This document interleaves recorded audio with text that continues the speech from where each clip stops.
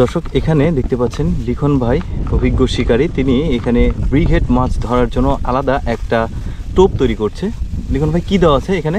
প্রথমে মিষ্টি না, দুইটা একটা মিষ্টি দেওয়া আছে বড় সাইজের, আর এখানে আছে দুধের স্বর। এই দুধের স্বরগুলো নেওয়া হচ্ছে, একটু নাকে দিয়ে দেখেন ভাই ঠিক আছে কিনা। ফ্রিজে রাখছিলাম যদিও, ঠিক আছে। আচ্ছা, দুধের স্বর দেওয়া হলো। আপনারা যারা বড় সাইজের ব্রিগেড মাছ ধরতে চান, বিশেষ করে যারা টিকিট পুকুরে যান, এই টোপটা আপনারা রেডি করতে পারেন, কারণ এটাতে মোটামুটি ভালো ফলাফল পাওয়া যায়। দুধের স্বরটাকে আগে সুন্দরভাবে এটা মিক্সিং করে নিতে হবে যাতে ওই গুটি গুটি ভাবগুলো না থাকে। আর ওইখানে মিষ্টি একটা বড় সাইজের মিষ্টি গলিয়ে নেওয়া হয়েছে ওইখানে, আর কিছু মিষ্টির ঝোল। এবার দুধের স্বরটা সুন্দরভাবে চটকিয়ে নেওয়া হচ্ছে। এই যে পুকুর দেখতেই পাচ্ছেন, এই পুকুরেই দেওয়া হবে। পুকুর এটা কিন্তু খালবিল না, আমার খালবিল ভাববেন না কচুরিপানা দেখে। দীর্ঘদিন থেকে আসলে মাছ ছাড়া হয়নি, যে কারণে এখানে মাছ চাষ করা হয়নি, যে কারণে এই যে কচুরিপানাগুলো খালবিল থেকে ঢুকে গেছে। এই যে দেখতে পাচ্ছেন, এটা হচ্ছে খালের একটা অংশ, আর এটার সঙ্গে একটা পাড়ি ডুবেছিল, দুইটা পাড়ি ডুবেছিল, এই খালবিল থেকে কচুরিপানা ঢুকেছে। আচ্ছা যাই হোক, একটু পরে বলছি। এবার দেওয়া হচ্ছে এখানে মধু। কি পরিমাণ দেওয়া হচ্ছে দেখুন, প্রায় 50 গ্রামের একটু ওপরে পরিমাণ এর মধ্যে মধু মিক্সিং করা হচ্ছে। এই যে দেখতে পাচ্ছেন, এখন এর মধ্যে ঘি দিয়ে দেওয়া হচ্ছে। ওয়াও, এখানে ওই মোটামুটি 25 থেকে 20 গ্রামের মতো ঘি নিয়ে নেওয়া হয়েছে। এখন এটার সঙ্গে মিক্সিং করা হচ্ছে। কত চমৎকার ভাবে আসলে লিখন ভাই তৈরি করছে, উনি কিন্তু অনেক অভিজ্ঞ শিকারী। আরেকজন অভিজ্ঞ শিকারী আমাদের সাথে আছে, এই যে আমাদের মিলন ভাই। মানে আপনারা যারা আমাদের টিকিটে মাছ ধরা দেখেছেন তারা কিন্তু মিলন ভাইকে চিনবেন। আমাদের রাজশাহীতে মিলন ভাই কিন্তু এই টিকিটে মাছ ধরার জন্য খুবই বিখ্যাত। মানে বিভিন্ন জায়গাতে টিকিটের তিনি মাছ শিকার করেন, শুধু রাজশাহী না, রাজশাহীর বাইরে যেমন কুষ্টিয়া, পাবনা, বিভিন্ন জায়গাতে, চট্টগ্রাম, এগুলোতে তিনি আসলে টিকিটে মাছ ধরেন। ওই শৌখিন একজন মৎস্য শিকারী। তো আমাদের টিমের মেম্বার আসলে উনি, আমাদের টিমের মানে সবচাইতে অভিজ্ঞ ব্যক্তি তিনি। এই যে দেখতে পাচ্ছেন আমাদের মিলন ভাই। মিলন ভাই আজকে মাছ হবে তো নাকি? ইনশাআল্লাহ। এই তো মিলন ভাই, এই যে আমাদের আরেকজন অভিজ্ঞ শিকারী এখানে আছেন, এই যে দেখতে পাচ্ছেন, তিনিও অভিজ্ঞ শিকারী, উনিও আসলে মাছ ধরবে আমাদের সাথে। আর লিখন ভাই তো আসলে এই যে পুকুর মালিক দেখতে পাচ্ছেন, লিখন ভাই আছে। লিখন ভাই আসলে মূল মানে এই জিনিসটা তৈরি করছে, মানে যে টোপটা, এটা আগে বলে রেখেছি আমি, ব্রিগেড মাছ ধরার জন্য। এটা কিন্তু একটা কাতলা মাছও খাবে সবাই, তো কাতলা মাছ, তারপরে মৃগেল মাছ, তারপরে রুই মাছ, এগুলোর টোপ বানানো দেখায়। বাট এই যে ব্রিগেড মাছ ধরার যে টোপ, সেটা বানানো অনেকে দেখায় না। তো আজকে আমি আপনাদেরকে দেখাচ্ছি, যেহেতু উনি পুকুর মালিক, আসলে উনি জানে, এটা তার পুকুর, যে কিভাবে আসলে ব্রিগেড মাছগুলো ধরতে হয়, তার আসলে অভিজ্ঞতা আছে, যে কারণে এই টোপটা তিনি তৈরি করছেন। তো ইনশাল্লাহ আপনারা ভালো রেজাল্ট পাবেন। আর উনি কিন্তু টিকিট পুকুরে মাছ ধরে, মাছ চাষ করে, সব ধরনের অভিজ্ঞতা আছে। এটা খোলেন চাচা একটু। এটার মধ্যে কি আছে লিখন ভাই? এটা হচ্ছে পোলাও। আচ্ছা, পোলাও চালের গোড়া, তবে এটা কিন্তু ভাজা না, এটা হচ্ছে যাতে ঘ্রাণটা আসে, প্রচুর ঘ্রাণ আছে। একদম দামি পোলাও চালের যে গোড়া করা হয়েছে ব্লেন্ডারে। মানে এটার প্রসেসিংটা আমি একটু বলে দিই। এই পোলার চাউলটা বাজার থেকে কিনে নিয়ে আসা হয়েছে, তারপরে সেটাকে 1 ঘন্টা ভিজে রাখা হয়েছিল। 1 ঘন্টা ভিজে রাখার পর পানিটা শুকিয়ে ফেলে দিয়ে হালকা হালকা ভেজা অবস্থায় এটাকে ব্লেন্ডারে গুঁড়ো করা হয়েছিল, ওই পোলার যে চালটা তৈরি করেছি।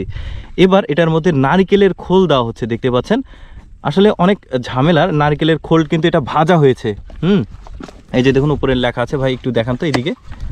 এই যে নারকেলের খোল ভাজা, সবগুলো লেখা আছে। তো আমরা টিকিটে মাছ ধরি, আমাদের সব কিছু এভাবে লিখে রাখতে হয় যাতে চেনা যায়। নারকেলের খোল কিন্তু অনেক পছন্দ করে কাতলা মাছ, ব্রিগেড মাছ, যেটা আপনারা যারা অভিজ্ঞ শিকারে আছেন তারা কিন্তু খুবই ভালো জানেন। আচ্ছা, এবার যেটা দেওয়া হচ্ছে, এইটা হচ্ছে পোলাও চাল ভাজা, ওই একই যেটা একটু আগে পোলাও চাল দেখলেন, ওইটা ছিল শুধুমাত্র ব্লেন্ডারে ব্লেন্ডিং করা, মানে ভিজিয়ে নিয়ে ব্লেন্ডিং করা। আর এটা হচ্ছে ব্লেন্ড করার পর এটাকে আবার ভাজা হয়েছে। এই পোলাও চালের যে গুঁড়োটা এখন দেওয়া হচ্ছে, এটা ভেজে নেওয়া হয়েছে। দেখেন কি পরিমাণ জিনিসপত্র লাগে আসলে বড় মাছ ধরার জন্য। আপনারা ভালো রেজাল্ট পাবেন। আর লিখন ভাই তো অভিজ্ঞ একজন মানুষ, আপনারা দেখতেই পাচ্ছেন। তো তিনি কিন্তু আসলে বড় বড় মাছ ধরে অভ্যস্ত। মিলন ভাই এই যে আমাদের আরেকজন অভিজ্ঞ শিকারী, তিনি আবার রুই মাছ ধরার যে টোপ সেটা তৈরি করছে। এই যে দেখতে পাচ্ছেন, ওইটা আমি পরে আরেকদিন দেখাবো, আজকে আপাতত রুই মাছেরটা দেখাচ্ছি না। যেগুলো বাজার থেকে প্যারাশুট নারকেল তেলটা কিনে নিয়েছি। এখানে আপনারা প্রায় 50 গ্রাম পরিমাণ, না 50 ঠিক হবে না, এখানে 30 গ্রাম পরিমাণ নারকেল তেল দিয়ে দিবেন। এটা কিন্তু আপনারা ভাববেন না যে শুধুমাত্র ব্রিগেডের জন্য এটা তৈরি করা হচ্ছে। হ্যাঁ, ব্রিগেডের জন্য ব্রিগেড মাছটা এই খাবারগুলো পছন্দ করে, যে কারণে এই টোপটা।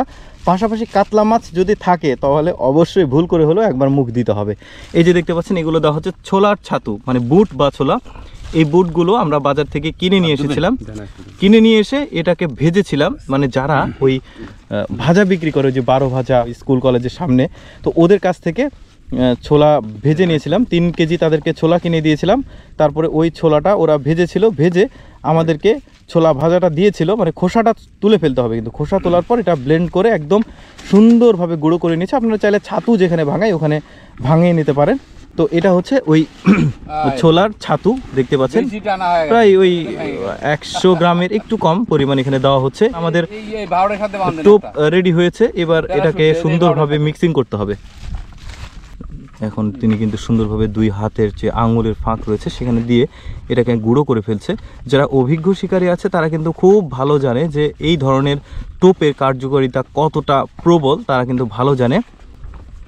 যারা দেখছেন আর যারা একদম মানে বেসিক লেভেলের মাছ ধরা কেবল শুরু করেছেন, তারা কিন্তু এই ধরনের টোপগুলো এখন তৈরি করতে গেলে অনেক খরচ হবে বা অনেক পরিশ্রম হবে এগুলো ম্যানেজ করা। ধীরে ধীরে একটা দুইটা করে ম্যানেজ করে তারপরে আপনারা এই টোপটা তৈরি করতে পারেন।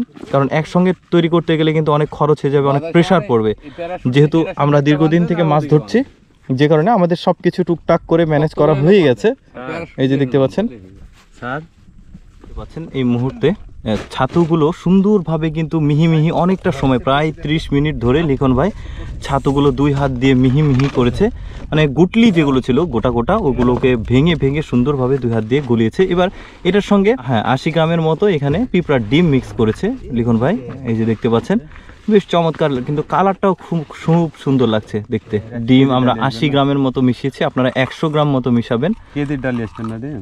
এই যে এখন ঝোপা মানে লাড্ডু তৈরি করা হবে, মানে ব্রিগেড মাছের লাড্ডু। যে 1 মুঠো পরিমাণ নিয়ে নিচ্ছে। আমি কিন্তু ব্রিগেড কথা বলছি, কিন্তু এটার সঙ্গে তো কাতলাও খাবে। এই যে দেখতে পাচ্ছেন, যারা অ্যাডভান্স লেভেলের অভিজ্ঞ শিকারী আছে তারা কিন্তু দেখলেই বিষয়গুলো বুঝতে পারবে।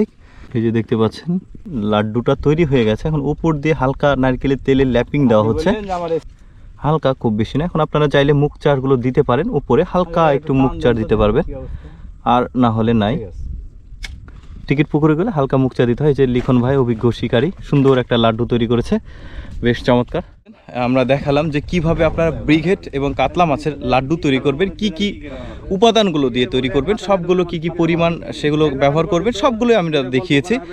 আজকের ভিডিও ছিল শুধুমাত্র এই ব্রিগেড এবং কাতলার যে টোপ সেটা নিয়ে।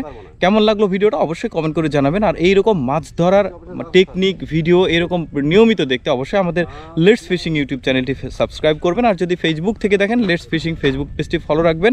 আপনারা সাবস্ক্রাইব করলে আমরা আসলে অনুপ্রাণিত হই, নতুন নতুন ভিডিও তৈরি করতে অনুপ্রাণিত হই। আপনাদের সামনে নতুন নতুন ভিডিও নিয়ে আসতে পারি, ফিশিং টিপস অ্যান্ড ট্রিক্সগুলো আপনাদের সামনে উপস্থাপন করতে পারি। তো যাই হোক, ধন্যবাদ সবাইকে ভিডিওটি দেখার জন্য। আবারও বলছি, অবশ্যই এই ভাইটার চ্যানেলটা সাবস্ক্রাইব করে দিবেন। আল্লাহ হাফেজ।